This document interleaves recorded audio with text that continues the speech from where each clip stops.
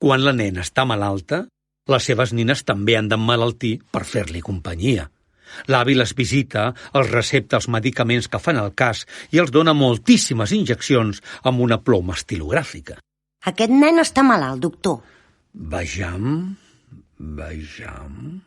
Ui, sí, i tant. Em sembla que té una bona remomboritis. És greu? Gravíssim. Doni-li aquest xarop de llapis blau i faci-li fregues amb paper de caramel d'anís. I aquest altre nen no li sembla que també està malaltís? Malaltíssim, si es veu d'una hora lluny. I què té? Una mica de refredat, una mica de refredit i mitja terça de meduixitis aguda. Mare meva, es morirà? No hi ha perill. Doni-li aquestes pastilles de ximplarina dissoltes en un vas d'aigua bruta, però que sigui un vas verd, perquè els vasos vermells li farien agafar mal de dent. Un bon matí, la nena està guarida, el metge li diu que ja es pot llevar, però l'avi la vol visitar personalment mentre la mare prepara els vestits. Vejam.